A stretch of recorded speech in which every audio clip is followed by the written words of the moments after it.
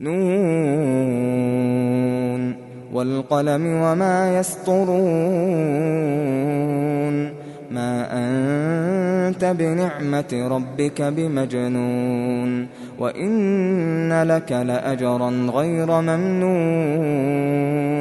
وإنك لعلى خلق عظيم فستبصر ويبصرون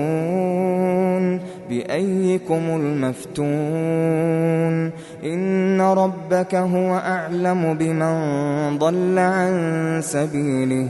وهو أعلم بالمهتدين فلا تطع المكذبين ودوا لو تدهن فيدهنون ولا تطع كل حلاف مهين هماز مشاء بنميم مناع للخير معتد أثيم عتل بعد ذلك زنيم أن كان ذا مال وبنين إذا تتلى عليه آياتنا قال أساطير الأولين سنسمه على الخرطوم إنا بلوناهم كما بلونا أصحاب الجنة إذ أقسموا ليصرمنها مصبحين ولا يستثنون فطاف عليها طائف من ربك وهم نائمون فأصبحت كالصريم فتنادوا مصبحين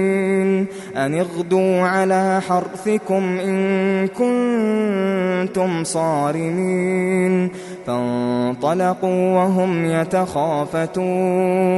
ألا يدخلنها اليوم عليكم مسكين وغدوا على حرد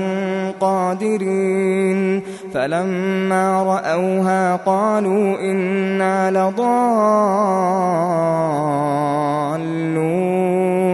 بل نحن محرومون قال أوسطهم ألم أقل لكم لولا تسبحون قالوا سبحان ربنا إنا كنا ظالمين فأقبل بعضهم على بعض يتلاومون قالوا يا ويلنا إنا كنا طاغين عسى ربنا أن يبدلنا خيرا منها إنا إلى ربنا راغبون كذلك العذاب ولعذاب الآخرة أكبر لو كانوا يعلمون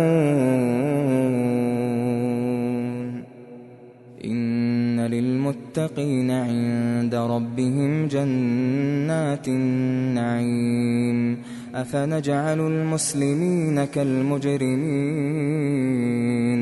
ما لكم كيف تحكمون أم لكم كتاب فيه تدرسون إن لكم فيه لما تخيرون أم لكم أيمان علينا بالغة إلى يوم القيامة إن لكم لما تحكمون سلهم أيهم بذلك زعيم أم لهم شركاء فليأتوا بشركائهم إن كانوا صادقين يوم يكشف عن ساق ويدعون إلى السجود فلا يستطيعون خاشعة أبصارهم ترهقهم ذلة وقد كانوا يدعون إلى السجود وهم سالمون فذرني ومن يكذب بهذا الحديث سنستدرجهم من حيث لا يعلمون وأملي لهم إن كيدي متين أم تسألهم أجرا فهم من مغرم مثقلون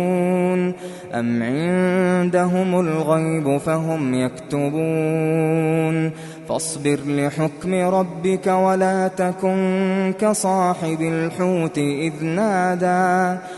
نادى وهو مكظوم لولا أن تداركه نعمة من ربه لنبذ بالعراء وهو مذموم فاجتباه ربه فجعله من الصالحين وإن يكاد الذين كفروا ليزلقونك بأبصارهم لما سمعوا الذكر ويقولون إنه لمجنون وما هو إلا ذكر للعالمين.